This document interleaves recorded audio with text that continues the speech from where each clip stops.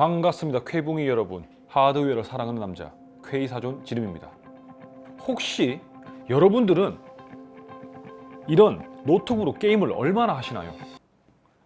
PC 하드웨어가 점차 발전하면서 이제 작고 가벼운 노트북으로도 게임을 제법 원활히 돌릴 수 있는 시대가 되었습니다.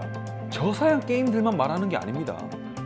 인텔과 AMD 그리고 엔비디아의 신제품 출시 시기와 맞물려서 지난 2년간 강력한 노트북들이 대거 등장한 것을 기억하시는 분들이 많으실 겁니다. 특히 올해인 2020년에는 AMD의 젠2 기반의 노트북과 인텔의 코멜 레이크, 아이스 레이크 노트북도 꾸준하게 등장할 예정이라서 모바일 게임 분야는 더욱 관심이 집중되고 있습니다.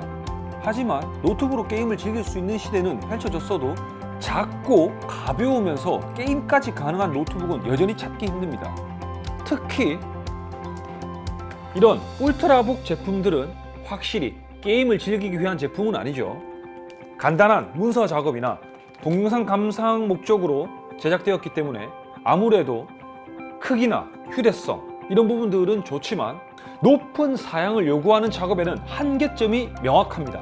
요즘은 지포스 나우 등의 다양한 스트리밍 기술이 등장하고 있지만 대역폭 지연이나 화질 열화 등 여전히 해결해야 할 숙제는 많이 남아 있습니다. 그리고 기가바이트는 그 숙제에 대한 답을 내놓았죠. 바로 썬더볼트 3를 이용한 외장 그래픽카드 어러스 게이밍 박스입니다. 이번 영상에서는 어러스 게이밍 박스 라인업 중에서도 가장 특별한 녀석을 소개해 드릴까 합니다.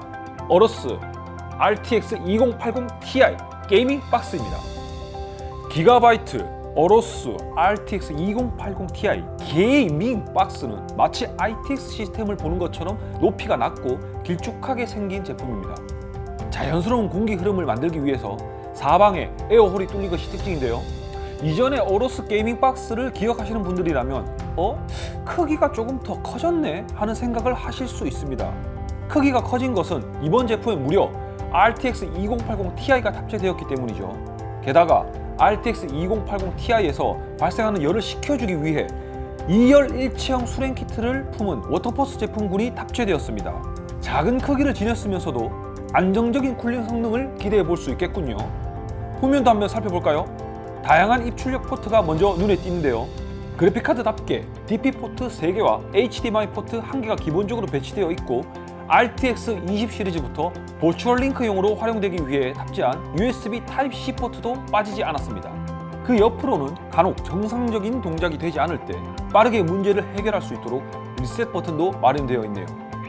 그 밑으로도 여러 단자가 보이는데요. 특이하게도 이더넷 포트가 제공됩니다. 게이밍 박스를 쓸 정도라면 보통 한 자리에서 컴퓨터를 활용하는 경우가 많을 텐데 무선 네트워크 대신 안정적인 유선 네트워크를 활용하라는 배려같이 보이네요.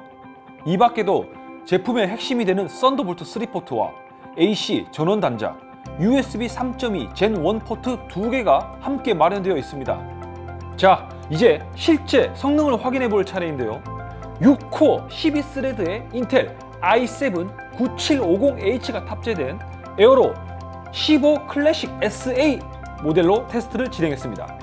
벤치마크를 살펴보기에 앞서 주의 깊게 볼 지점을 설명드려야겠네요. 썬더볼트 3가 40GBps의 대역폭을 지닌 고속 인터페이스인 것은 맞지만 마더보드에 직결하는 PCI 익스프레스 슬롯보다는 속도가 떨어집니다. 그래서 게이밍 박스 벤치마크는 메인보드에 직접 장착된 그래픽카드보다 성능이 다소 떨어지게 나타난다는 점 기억해 주시면 감사하겠습니다. 먼저 3D마크 점수입니다. 대표적인 그래픽카드 benchmark 툴인 파이어스트라이크와 타임스파이 테스트를 진행했는데 동급 시스템으로 구성된 PC와 비교해보면 점수차가 상당히 벌어집니다. 파이어스트라이크에서는 무려 40% 정도 성능이 떨어지고 노트북 디스플레이로 출력되게끔 설정하면 추가적인 성능 손실도 나타나는 것을 알 수 있습니다.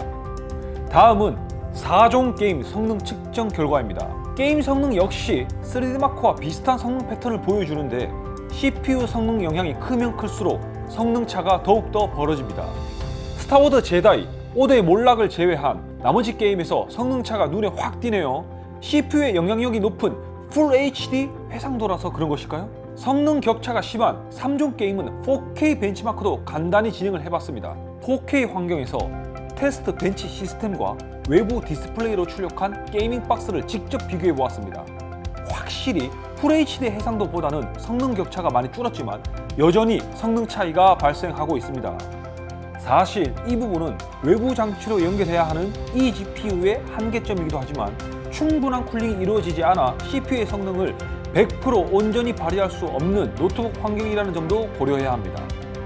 영상 업로드 일을 기점으로 아직 가격이 확정된 것은 아니지만 RTX 2080 Ti라는 플래그십 그래픽 카드를 탑재했음에도 불구하고 일반 데스크톱 플랫폼과 성능 격차가 많이 벌어지는 것은 조금 아쉽게 느껴졌습니다. 한 가지 다행인 점은 일체형 수랭 쿨링 솔루션이 적용되어 있어서 발열 해소면이라든지 소음 부분에서 우수한 면모를 보여줍니다.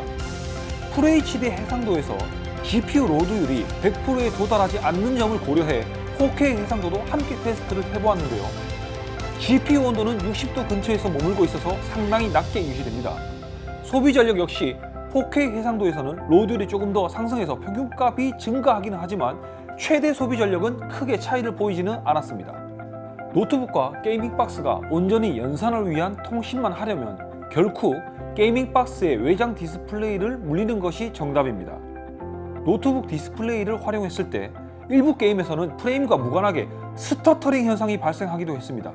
결정적으로 본 제품을 제대로 활용하기 위해서는 노트북 성능도 어느 정도 뒷받침되어야 한다는 점 명심하시기 바랍니다.